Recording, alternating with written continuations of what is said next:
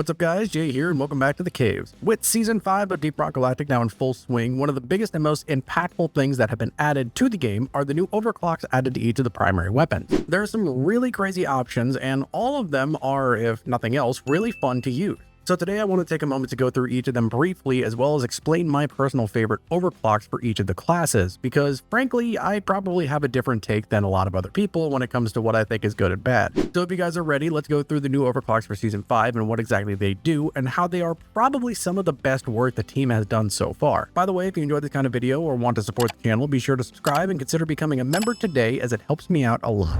So first we're going to start with the Gunner's overclocks, and the first one is the Thunderhead's Mortar Rounds. This one is one of the initial ones that got spoiled to us before the season even started, and it is incredibly satisfying to use. Essentially, the way that this overclock works is it changes the projectiles that the gun actually fires from normal bullets to these large arcing mortar projectiles that do an insane amount of area damage and have a very wide area of effect, but the overall damage of the bullet itself is lower, the magazine size is lower, the maximum ammo is lower, and its top rate of fire is lower. Now that sounds like a lot of negative drawbacks with this overclock, which makes sense because it is an unstable one, but in all honesty, those negative drawbacks still do not stop this overclock from just being insanely effective and really fun to use. This overclock can cover an insane amount of ground and can make taking out big swarms a absolute trivial task, and softening up larger targets not really that big of an issue either. The actual arcing of the projectiles might be a little bit difficult for some people to get used to, but the fact that it just does such a wide area damage, and understanding the fact that this thing is not going to be a precision tool anymore, it's going to be a wide area controlling tool, is kind of one of the biggest things that you need to keep in mind when using this overclock. On missions like deep scan, salvage operations, or even escort duty, this thing is going to be absolutely destructive, but even outside of those particular mission types, this thing is still incredibly fun to use, and it just allows you to let loose your inner demolitionist that I think the gunner doesn't really have too many opportunities to use that, and this is a really good fit into that, at least in my opinion. While on the topic of blowing things up, then we have the Hurricane's unstable overclock, the Cluster Charges, another tool for those who like to blow stuff up. The way that this one works is it basically changes the way that your rockets function to now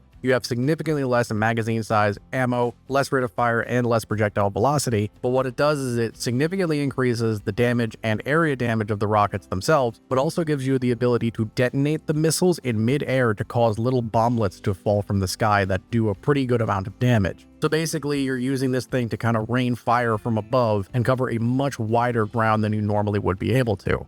The damage that these bomblets can do are deceptively high. You wouldn't think that something like this would do a whole lot of damage, the fact that you're clustering the normal missiles, but these things are actually capable of doing some insane amounts of area damage. It makes it really good for things like the deep scan tunnel, the escort duty tunnels, or pretty much any large area that you need to cover with explosives very quickly, or just controlling mass swarms in general. And the fact that this thing also buffs the damage to the normal missiles means you can use this thing normally and just shoot the missiles at the targets and they will do significantly more damage. So if you're like me, where you're kind of having a little bit of trouble gauging when to actually detonate the missiles to drop the bomblets, you can just use the thing normally and you will just have a straight up damage increase. Granted, you will need to choose a lot of specific mods to compensate for the drawbacks of this overclock, but you could still use it that way theoretically. Now, probably to many people's surprise, this one is actually not my favorite of the Gunner's new overclocks. Even though it is very fun and extremely effective, and I have heard pretty much nobody saying anything but insane things about this particular weapon, the fact that you have to detonate the missiles is just kind of a bit of a step that is a little bit tricky and awkward for me to use. Not that it's bad, it's just a little bit tricky that I haven't gotten used to yet, and if I get a little bit more practice with this, I probably will have a higher regard for it. But as of right now, this is actually not my favorite of the Gunner's new overclocks.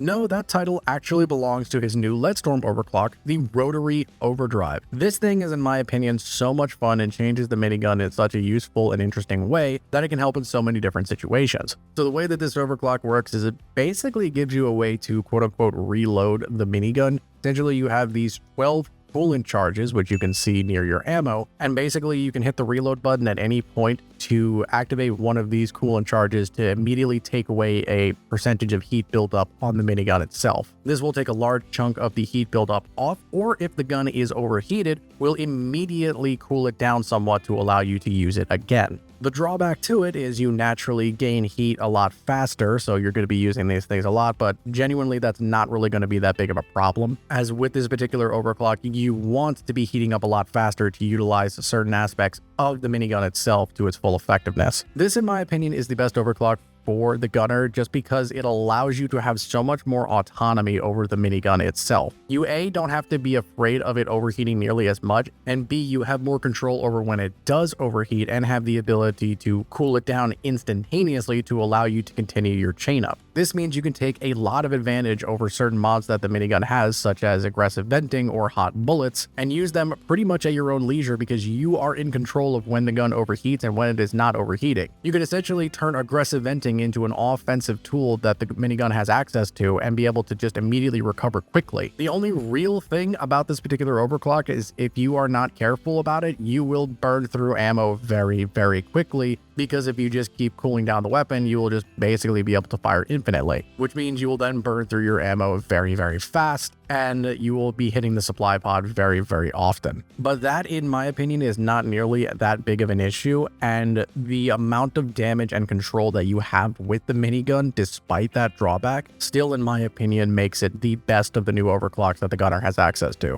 Going over to the Scout, the first new overclock option we have is the burst fire mode for the GK2. This is pretty simple and not too flashy, but it still is pretty nice to have. Essentially, it makes it so that way the gun fires in burst mode, so it fires in 3-round burst intervals. It slightly increases the damage and the chance to stun when hitting a weak spot, and also the magazine size, but lowers the overall rate of fire. Now, when they say it lowers the overall rate of fire, it technically does fire faster, but the thing is, the time in between the bursts is what makes it so that way the rate of fire is technically slower. This one, in my opinion, isn't necessarily bad, it's just not that flashy. It's a nice change of pace, and it's a nice alternate way to use the GK2, but in my opinion, it isn't really doing anything super crazy or grandiose like some of the other overclocks we've seen this season. And strangely enough, it might just be the way that I have mine built, but I feel like my damage output is actually a lot lower when I use this for some reason. My accuracy and my consistency with hitting my shots is significantly higher, but my overall damage output, I feel, when I'm not hitting a weak spot is significantly lower. At least I personally feel that way. Again, while not a bad option, I think this is one of the ones that's going to need to be sort of tweaked or buffed at some point in time down the line, but overall I think this is still a very interesting and, if nothing else, fun option to use for the GK2, like I said before.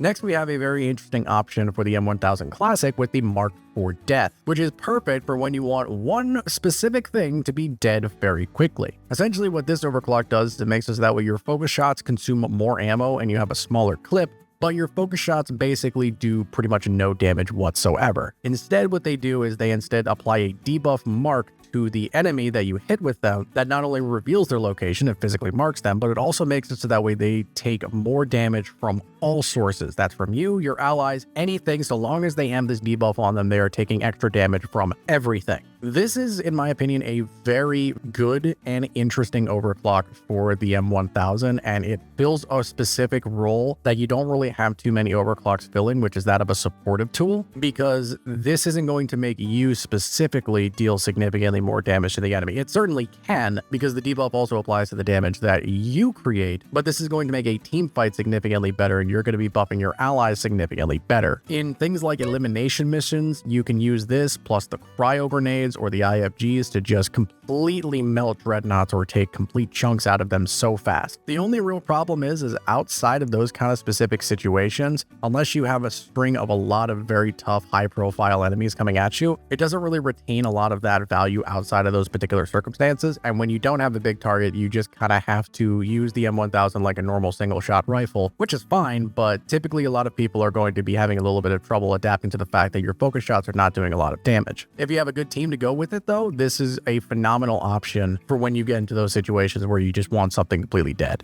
And last but not least, we have my personal favorite of the Scout's new overclocks with the Conductive Thermals for the Drac Plasma Carbine. The perfect addition for anyone like me who loves elemental damage. Basically what this does is it makes it so that way shots fired from the Drac apply a debuff to the enemy that makes it so that way not only are they lit on fire or frozen significantly easier, but they take extra damage from fire, ice, and electrical damage from all sources. This comes at the drawback of the shots themselves having less damage and also generating more heat per shot. So this one fits in a kind of a similar situation situation to the Mark for Death for the M1000 that we just talked about, in that it is something that is going to inherently increase the amount of damage that the entire team is doing. However, in my opinion, this is going to be significantly more palpable because elemental damage is something that every single class has access to do, and they have significantly more options for elemental damage than most people suspect. There are a bunch of ways that you could burn, freeze, or shock enemies, and the scout himself even has several different options with things like his crossbow, his shotgun, his cryo grenades, his boomerangs. Pretty much everything in the scout's arsenal has some sort of a way to capitalize on this particular buff. And that means that I personally think that this is going to be more effective at increasing the team's damage output than Marked for Death in most cases, because you also don't have to use some sort of alternate firing mode like the M1000 does and consume more ammo. Instead, you just fire the gun like normal and you will be benefiting the team overall. If a driller is using literally any of the new overclocks that he has access to, which we'll talk about a little bit, this thing is going to do some insane damage. Not to mention the fact that you can actually light dreadnoughts on fire now and other types of enemies that normally are very difficult to do this for. This overclock just helps to push elemental builds into a much more powerful stance, and I am all for it. Next up is the driller, and he has some really interesting options, and we're going to start off with the cryo cannon's new crystal nucleation. This one adds a simple but effective ability to the cryo cannon that is also pretty cool. Get it? Cool.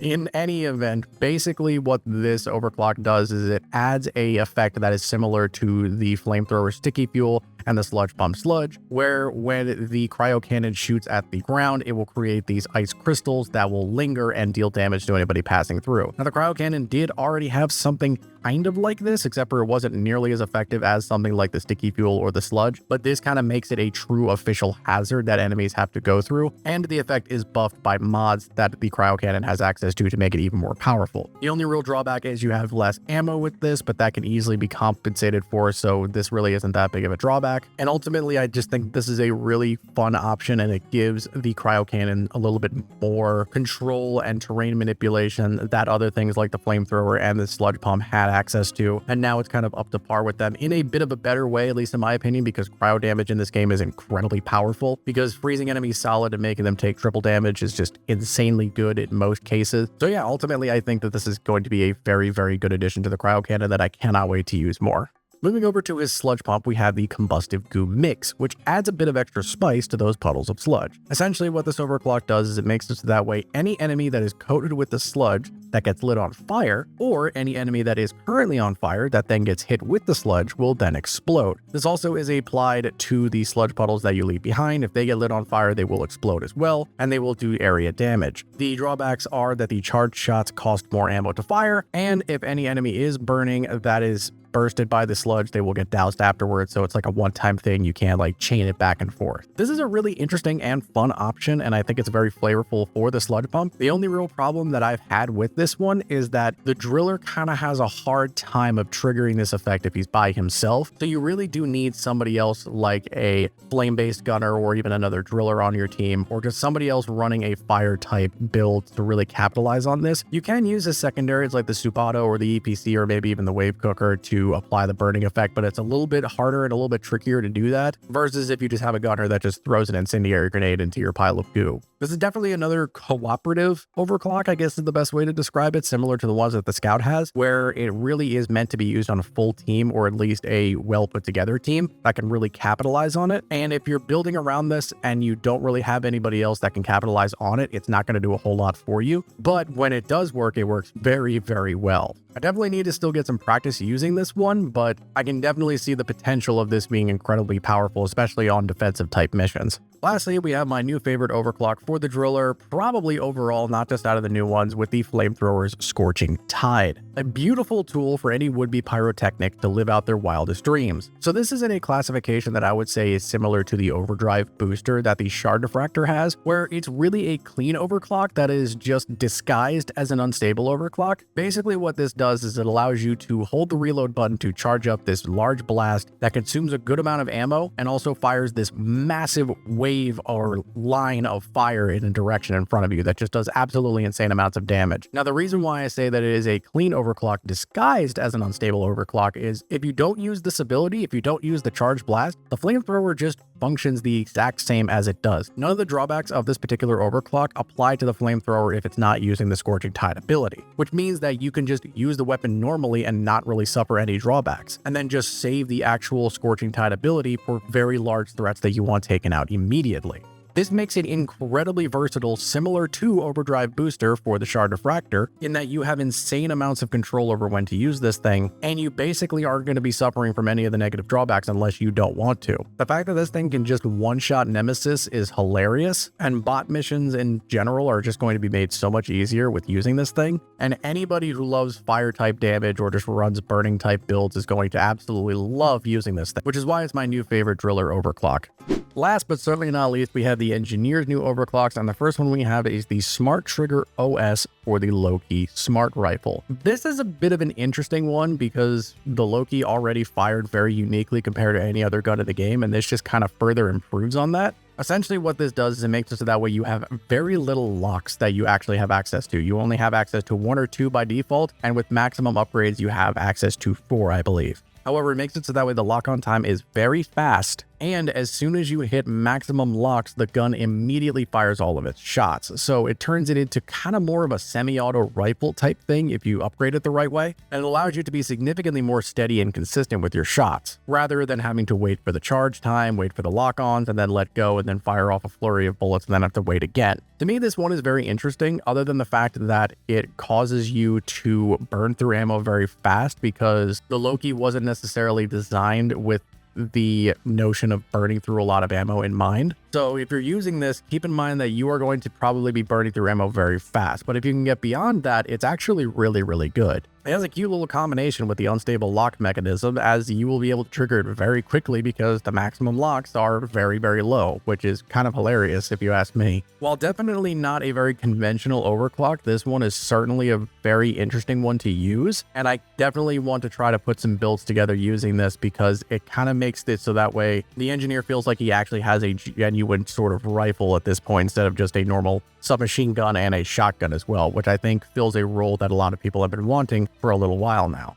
Next up, we have the Stubby SMG. Now, the Stubby did technically get 2 overclocks. It got 1 brand new one and it got 1 reworked one, but I'm only going to be talking today about the brand new one that it got because I'm going to actually be making a build video shortly regarding the reworked overclock, so stay tuned for that. So right now, I'm only going to be talking about the new overclock that the Stubby got, which is the Hyper Alloy Assembly. This one is kind of similar to the GK2's Burst Fire, where it doesn't do anything super crazy to the weapon itself. It just kind of gives it a different archetype that I think will still be very useful. Basically what it does is it decreases the weapon spread, so it's a lot more accurate. It reduces its horizontal recoil, increases its vertical recoil, adds more weak spot damage, and also lowers the magazine size. So basically it makes it so that way the gun is better suited for long range encounters and hitting weak spots, which I think is a role that the Stubby could honestly have needed for a while now, and I'm really glad that we got something like this now. It definitely makes the gun feel significantly more capable at longer ranges, which is something that I always felt that the Stubby struggled with for a long time, and I think that this helps put the weapon into a situation where you can actually use it for long range engagements comfortably and still not feel like you're losing too much. Again, similar to the Burst Fire, it's a very simple and not too flashy overclock, but I still think it does a lot for the Stubby to help it in many different ways. And finally, we have reached the last of the new overclocks and my personal new, probably favorite overclock period out of the entire game, which is the pump action for the Warthog Auto Shotgun. This thing is beautiful, it is incredibly satisfying, and I love using it. What it does is it makes it so that way the gun A deals a lot more damage, it has a lot more pellets in its shots, it adds blow through, which means that it has the ability to penetrate and hit multiple enemies at once. All of this comes at the reduction of ammo, magazine size, and rate of fire. It also makes it so that way the gun does actually pump in between each shot, which I cannot tell you how satisfying it is to actually do that. So the thing with this overclock is I know that this doesn't turn the shotgun into an insane powerhouse like people have been wanting it to be for some time, It definitely makes it more powerful and it makes it pack a much stronger punch, which is something I have been wanting for a long time because I know that the shotgun before this didn't really hit very hard, and most of the time people were using it just for turret whips, and it will probably still stay that way for the most part, but for me, this definitely makes it so that way the shotgun is significantly more powerful and able to stand on its own as a traditional weapon, instead of just being something in which you fuel your turret for shots. For satisfaction value alone, this thing is phenomenal. For just straight up comfort, it is great to use. If you are a fan of the shotgun but didn't think that it hit really hard enough, this will be the one that I think will change your mind. And it is not only my favorite new engineer overclock, but it is probably my favorite overclock of the season, period, to date. Well, those are my thoughts on all the new overclocks that came with Season 5 of DeepRockGalactic, and hopefully now you understand what they all do, and I hope I didn't make too many people upset with the ones that I thought were good, ones that I thought were kind of meh, and the ones that are my personal favorite. I know that a lot of people really like the cluster charges for the hurricane-guided missile system. I just need to get a little bit more practice for it, and I'm sure I'll love it just as much, but I just can't get over the Rotary Overdrive. It's just so much fun to use. But let me know down below what you guys think is the best overclock this season, and just how you guys are enjoying this season so far. Do you think Season 5 has been pretty good so far? Let me know. But anyway, I hope you guys found this video informative and helpful. If you did, please be sure to like, comment, and subscribe, as it tells me what types of videos you guys want to see. Rocket Stone Miners, I will see you in the next video.